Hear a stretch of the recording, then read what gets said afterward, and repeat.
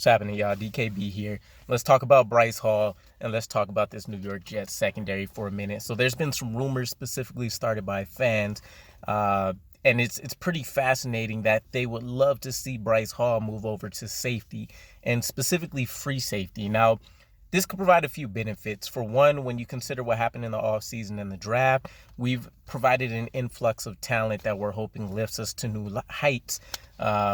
Throughout the team, offensively and defensively. Specifically on defense, we bring over Jordan Whitehead to safety. We bring over DJ Reed. We already had a bunch of players that we picked up last year, as well as additions that are already on the team. So we're talking about Bryce Hall, DJ Reed, Michael Carter II, Brandon Echols, Jason Pinnock, who's now essentially moved over to free safety in order to try to find playing time there. And then we have this Bryce Hall situation. So there's only so many people that can start. And we know that we obviously have a glaring need at free safety. The hope is that if a move doesn't take place, that Jason Pinnock takes off, or if LaMarcus Joyner ends up winning a starting job, that he recaptures some of his previous glory where he's had his best season at free safety, statistically speaking.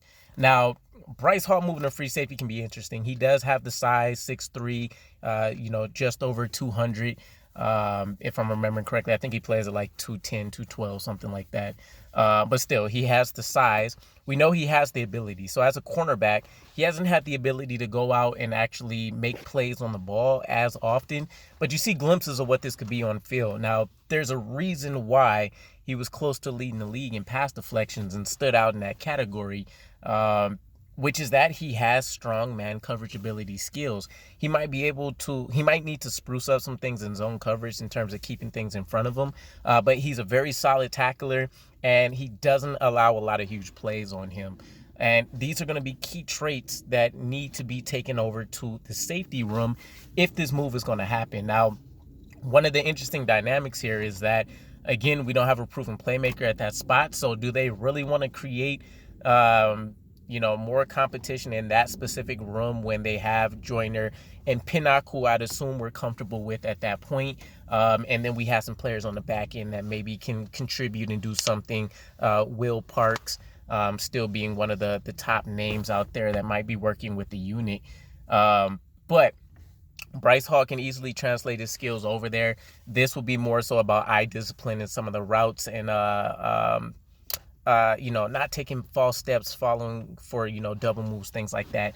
It's not going to apply the same way for him, and this might be where some of his zone coverage deficiencies get him in trouble, but it could realistically give him that opportunity to develop that skill set and flourish, and then as needed, we can still transition him back and forth from cornerback to safety. One of the stats that stood out to me that I just happened to catch up on was that we spent the fourth highest amount of time defensively in cover one, which basically means that we have one single high safety. So it's a lot to chew on. It's a lot to consider. We're talking about a player that physically will match exactly what we're looking for. And at least for some of the main skill sets that you would need, he brings those to the table. Man coverage skills, it's not like he's terrible in zone coverage. The only question mark is really going to be, which is what this secondary at all positions needs a lot more of, can he produce some turnovers? And that will be the continuous question mark there. Do I foresee that move happening? I think if injuries take place, that's a discussion that's primarily on the table. As of right now, I would probably say no. Bryce Hall's been running with the ones because he hasn't done anything to lose his starting spot on the unit. So DJ Reed and Bryce Hall still on the boundaries with Michael Carter II still in the slot. Ahmad Sauce Gardner is the number 4 pick. Salah's already said that doesn't mean that they're, guaranteed playing time as a starter or anything of the such. But you still have to keep in mind, the world of politics in the sports world. You're not going to spend the 4th overall pick on a player and they can't get significant snaps. We're not living, in the 90s anymore where you're willing to sacrifice that first year for development and not, throw them into the fire. So he's going to make it happen. The move seems primarily focused on Gardner. Salah's already mentioned he's perfectly built and already has the skill set coming in from college to perfectly match what he wants to do, especially specifically against X receivers that love to be on the boundary. And these could be any players, tight ends that they've split wide, essentially. or just a very dominant, Tyreek Hill type matchup, anything like that. So he brings the speed, the physicality, the man coverage. He can also play zone. He can also kind of do the third quarters coverage that he really wants to see flourish in his scheme. So I don't know. It's really a matter of, do you prefer Bryce Hall as a starter or Ahmad Sauce Gardner? I think that's going to trend towards Gardner.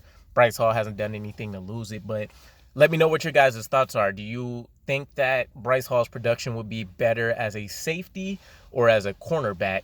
And I'll leave it at that. I'll catch you guys again. Peace out.